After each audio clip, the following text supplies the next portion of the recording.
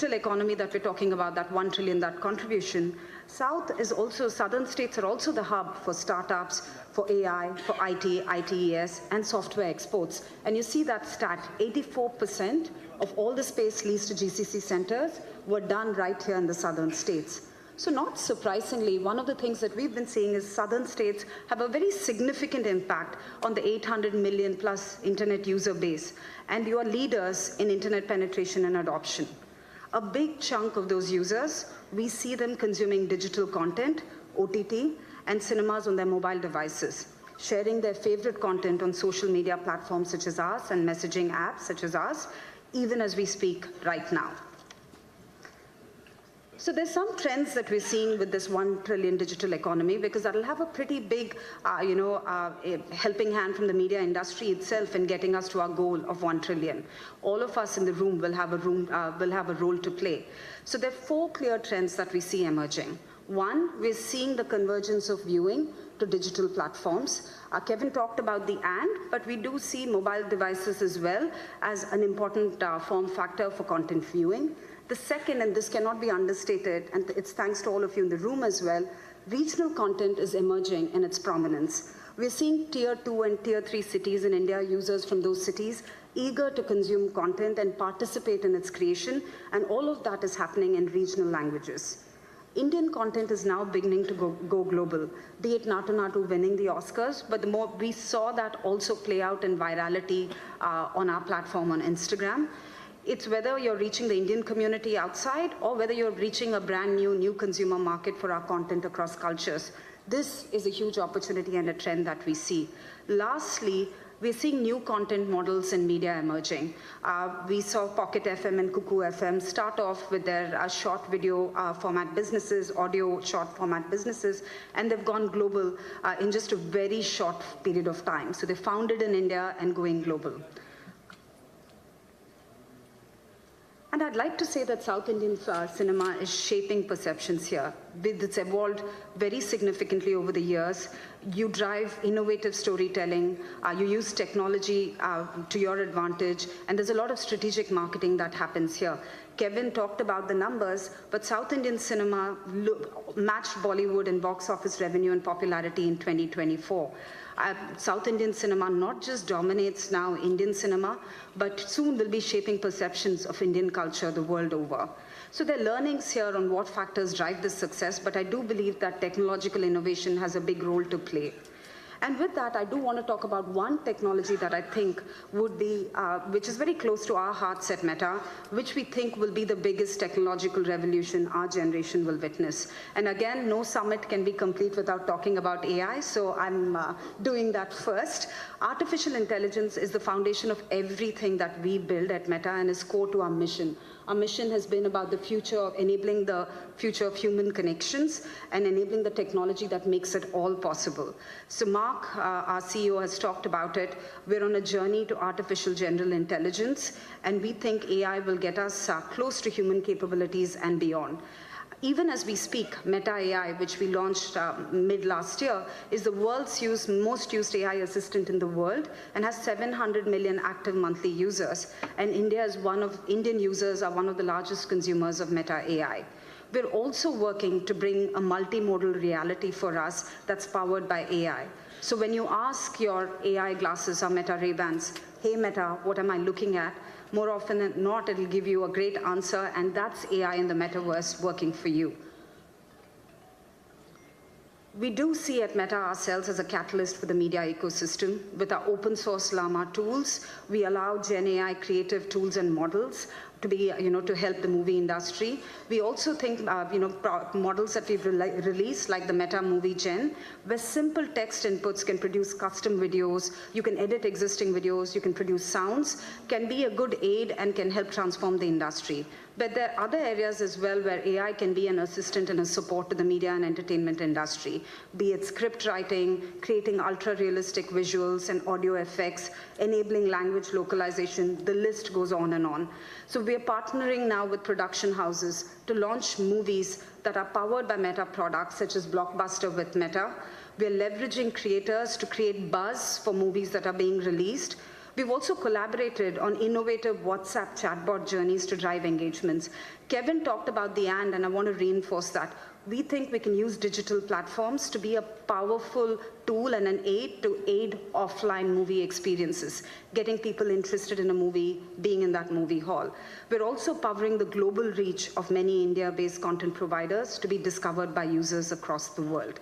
As a catalyst, we want to bring the power of our apps and our ecosystems to enable growth for the sector overall, and especially, close to my heart, to the South Indian movie industry and the entertainment industry. So as I conclude my address today, I want to reiterate, we live in really exciting times, especially for all of us in India, where our industry has the immense potential to accelerate the country ahead.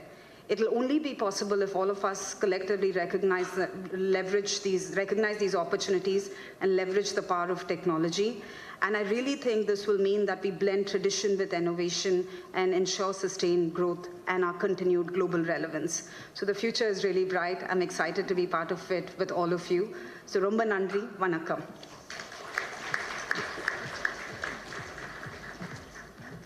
Thank you, Ms. Devanathan, for those inspiring insights in the golden age where AI and Meta is taking over. Thank you so much.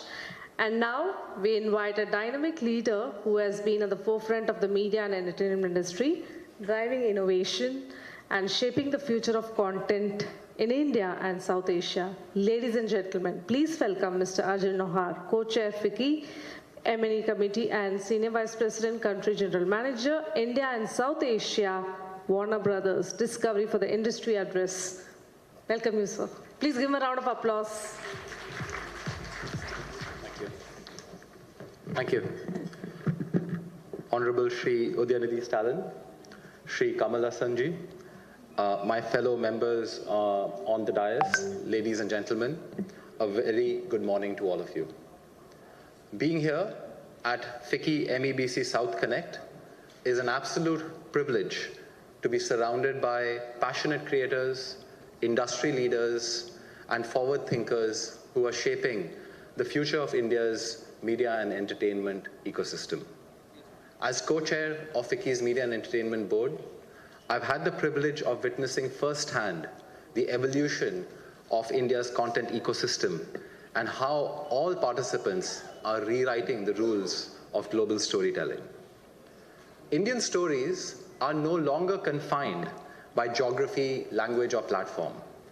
We are creating stories and content that not only resonate across diverse audiences, but are also capturing global imagination. Look at Payal Kapadia's, as Kevin mentioned, All We Imagine as Light. It was for the first time in 30 years that a movie was contending for the Palme d'Or at Cannes. Or the rapper Hanuman Kind, whose electrifying music is transcending borders and redefining the Indian hip-hop scene. These are not exceptions, rather, they are proof points that reinforce the immense global appetite and appreciation for authentic, profound, local narratives. As India continues to grow, to be a voracious consumer of content, and as Sandhya testified, for Meta, as for YouTube, we have the maximum number of consumption and MAUs. It is time we also became a prominent exporter of content. We are increasingly seeing Indian series and movies break through internationally. It's time to give them more. It's time we compete with best-in-class global productions on long-format storytelling, world-class production values, and thoughtful world building. But before we look at global audiences, we need to appreciate the shifts that are happening domestically. No longer are Hindi series jostling for space and attention against regional titles. They are now doing so against Korean dramas, Japanese anime, and Scandinavian thrillers. The shifts are perceptible within the bastions of Indian cinema as well, whether it is Malayalam cinema's nuanced storytelling, Tamil and Telugu industries pushing forward the scale and spectacle of cinematic experiences, or Kannada cinema's bold experimentation. Regional content in movies is thriving like never before. It is therefore not surprising as was just mentioned, that Bollywood, which hitherto had a dominant 44% share of the Indian box office, has conceded that leadership position to Southern cinema, which collectively is now at almost 50%. Our development as a media and entertainment powerhouse should also include measures that catalyze and seed deep expertise across the M&E value chain. This requires making requisite investments that will develop expertise in content ideation and production, creating exceptional post-production capabilities, and building world-class distribution and monetization platforms. At Warner Brothers Discovery, we have been in the country for almost 90 years now. And as we continue to grow, we continue to invest in this regard. We recognize that the future of entertainment depends on how well we make the most, not just of creative storytelling, but of technology, talent, and of course, storytelling craft to stay ahead on the global scene. The south of India is emerging as a pivotal hub for talent in the M&E industry. We have invested significantly and intentionally on our technology hubs in Bangalore, Hyderabad, and Pune that are developing enterprise AI capabilities, focusing on reliability and runtime engineering, and are spearheading our global video advertising technologies. For the Indian M&E ecosystem to flourish and evolve across this value chain, it is also imperative we forge alliances between industry and academia. The blending of traditional studios, digital platforms, independent creators, and technology enablers is spawning new models of storytelling. It needs to be encouraged. Co-productions with international studios, strategic partnerships with global networks, and investment in grassroots talent is the way forward and are crucial for us to emerge as a dominant force in global storytelling. To my fellow industry leaders, let's collaborate to ensure Indian stories and storytellers shine globally. To the creators in the room, your voice, your vision, and your narratives have the power to shape perception and inspire the world. And to the audience, keep celebrating content in all its form, because your choices are shaping the future of storytelling. India's time is now. Let's make the world listen. Let's make the world watch. Thank you.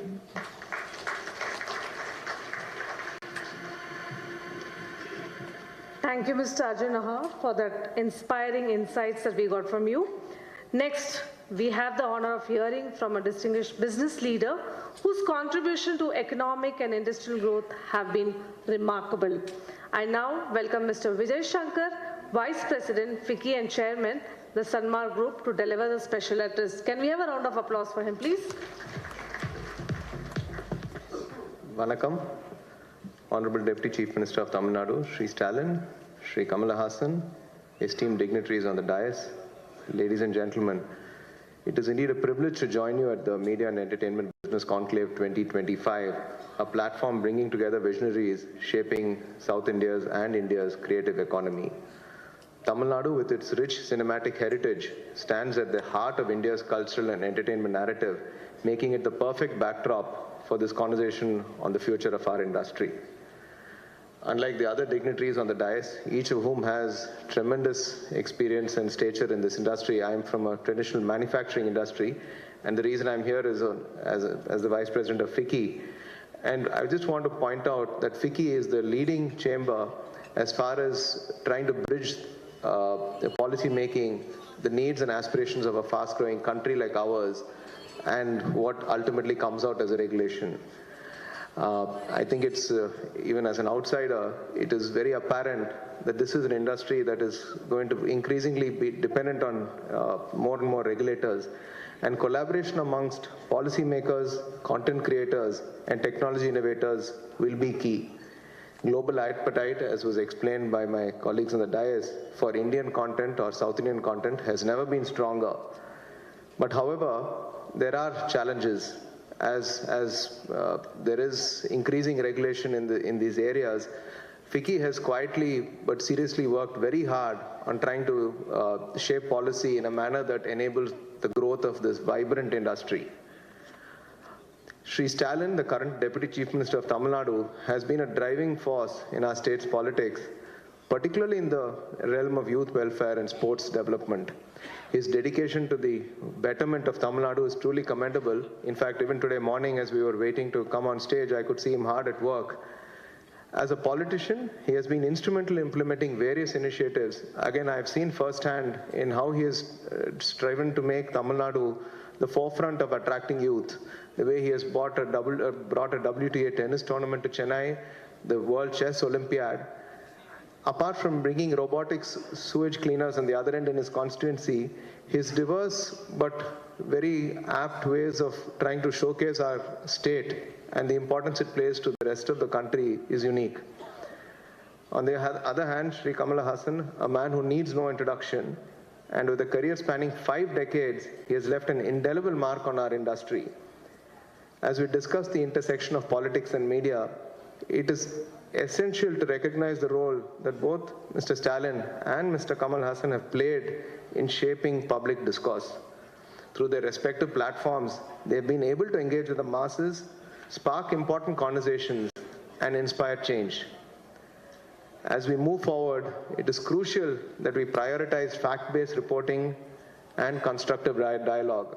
There will always be many views, but I think in these two gentlemen, we have seen how you can arrive at a constructive compromise and a solution and a way forward. On behalf of FICCI, we are extremely grateful to both Mr. Velu for organizing this, and equally importantly, thanks Sri Kamala Hassan for assuming the role of chair of FICCI's South Media and Entertainment Committee. So it's a real honor, sir. Under his visionary leadership, we look forward to deeper collaborations, fostering innovation, and expanding South India's global influence.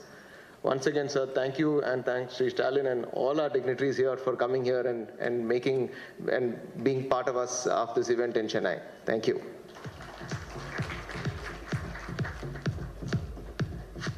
Thank you, Shankar sir, for the valuable thoughts, though it's all in English, but thank you so much.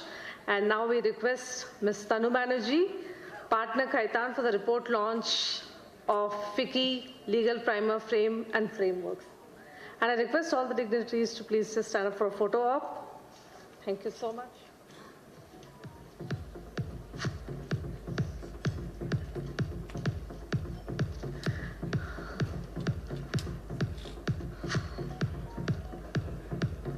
The comprehensive guide will serve as a key reference for industry professionals navigating the evolving legal landscape of media and entertainment.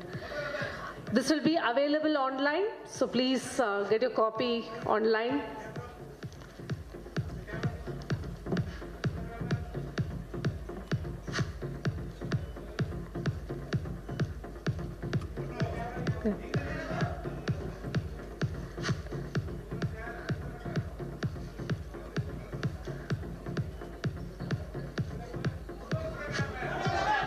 Photographers, please sit so the videographers can take picture.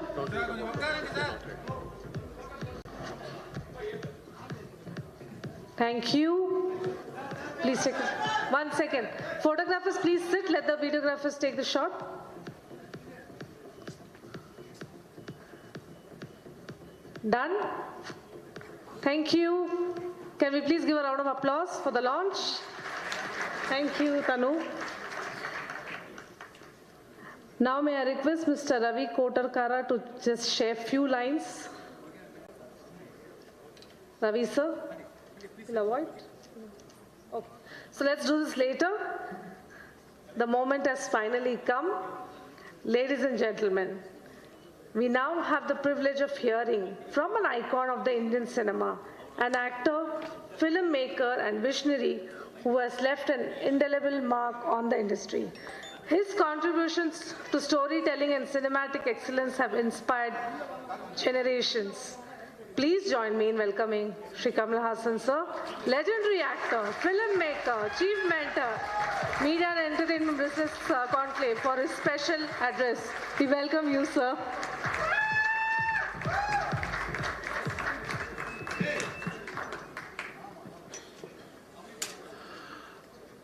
அனைவருக்கும் வணக்கம். மாண்புமிகு துணை முதலமைச்சர் உதயநிதி ஸ்டாலின் அவர்களே, now I will address all of you so that you can understand me.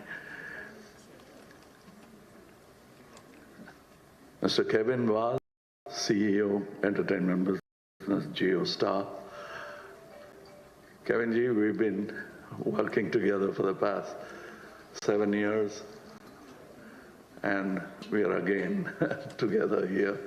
We've not been seeing each other for nearly a year now, but that's the only gap between us. But we've been continuously working for 7 years together. So I'm aware of the value this stage carries, how august the stage is. I am privileged to be in this MEBC meeting once again. I've been an ardent fan. I've been there, I've been here. They even gave me a chair to sit on. But I have been an ardent fan of cinema to begin with, and anything that empowers cinema, I automatically become a fan of. And that's why I'm part of FICCI. There's one more very important reason why I'm part of FICCI. FICCI was started by Barrister Mohandas Karamchand Gandhi ji. He had the vision nearly 100 years before to facilitate the path India would take in any business. And we walked that path, and here we are today on this dais talking of another inflicting point.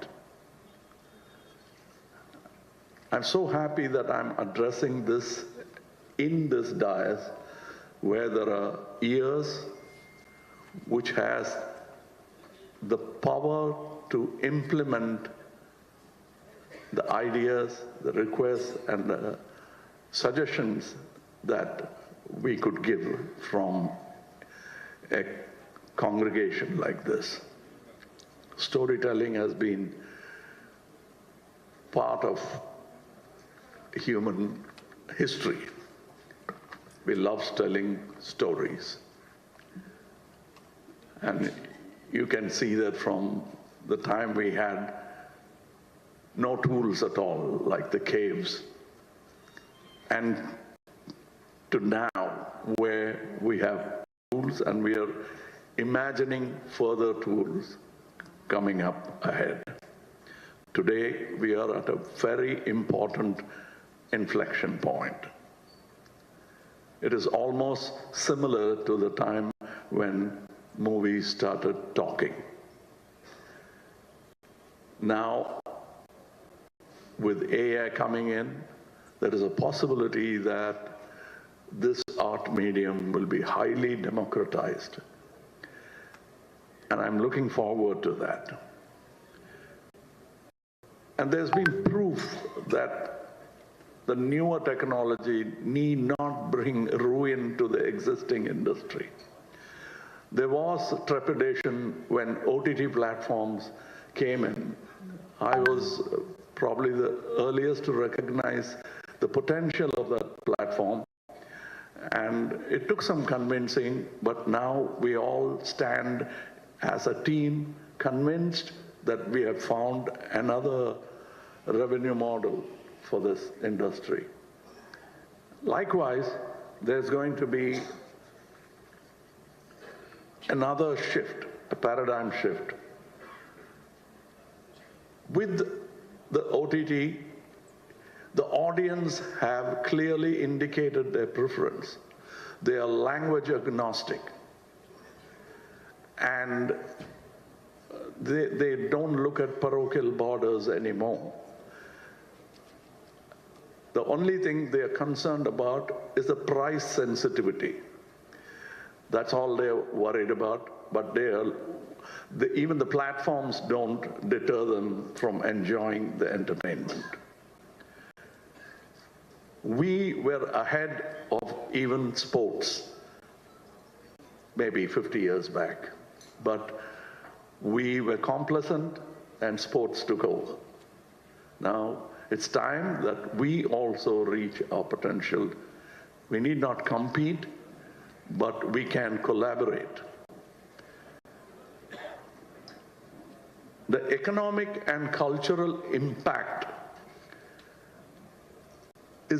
that movies can create is very important. I would have said the same thing even if I'd been a scholar outside of this industry. What we know of America from India is not only through inside the murals of universities and colleges. Extramural education comes from cinema. And what all we know about America, the valor, the fashion, everything comes from Hollywood cinemas. Hollywood cinema has been an ambassador for the US Army, soft drinks, FNBC, whatever it is, they have been the ambassadors. Likewise, Indian cinema can become the true ambassadors of Indian culture. People,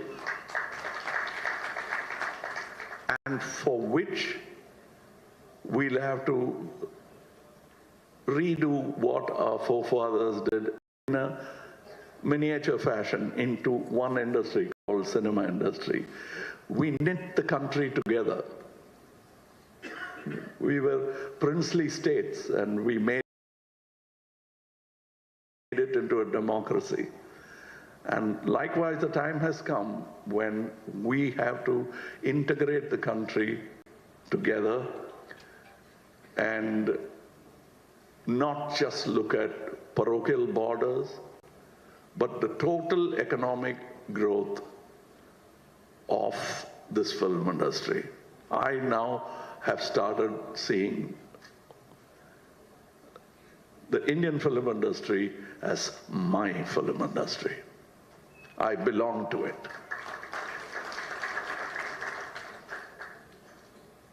If I had not acted in Ek Duje Ke Liye at all, I would still say that today, because those were the beginnings, but today all language differences have merged together and we have become entertainment. I was so happy to realize Malayalam stars spoken of in Bihar, Gujarat, which was not the case at all. So technology can empower our film industry like that. And another point which we didn't, in all our humility, we thought we can contain ourselves. We have 1 billion audience, so it's enough if we are an industry which caters to a dormant, captive audience that we have. Yes, but we can go further. We can copy the Americans. Why? We can even copy our Korean brothers who have taken it upon themselves, the government has taken it upon themselves to create their Korean cinema as the ambassadors for Korea itself, and for which the government, all governments, state and center, should facilitate this industry to make India stronger. And we can learn from global examples. Before McDonald's or Coke came into India, it came in as moving images. So that was the first billboard for those products. We can similarly sell our cars, our sports, our stars, our culture, everything, because it is a very interesting, thousands of year old culture which the world will lap up in their thirst for knowledge. And it's not just Googling, it'll be immersing oneself into this, and we can do it. That's where storytelling comes. We need a long-term vision for Indian cinema, for which the government, both the state and the center, will have to come up with regulations to not contain emerging technologies, but include emerging technologies without it impeding the existing market. The existing market will automatically grow, learn, and educate itself. And one chagrin that I've been constantly voicing for 25 years has been that our industry, which includes me also, we have forgotten to invest in research and development. It happens on a highly technicalized part of the industry, but there are other industries which are not about machines. And Pune Film Institute and many other film institutes which have risen in the past few decades, they only supply the top 12 or 14 echelons in a filmmaking community. I have been requesting my industry, the consecutive governments, to create ITI for workers in cinema, because the top 12, that includes the movie stars, the star directors, star DOPs, all of them, they'll amount to about 12 or 14 members. The rest of the 200 you see on the set are skilled technicians with not many places to learn from. So we must create that facility. Skill development is the true independence movement for cinema. If we really have to move forward, it is like the independence movement for the country. For cinema, educating ourselves would give us more independence. And we should also research about what are the preferences of the audience and make minor adjustments that will help the economy of the film industry. And focus on talent development. People always say, where did you learn from? You're doing well, so where did you learn from? I did. I had an institution who was also my mentor, Mr. K. Balachandra. I worked 36 films with that gentleman. And that is my learning school. Many actors would vouch for that in the Tamil film industry and Telugu film industry also. We're not talking about just stars, we're talking about talented actors. And now we have people like Mr. Ilayaraja, Mr. Rahman,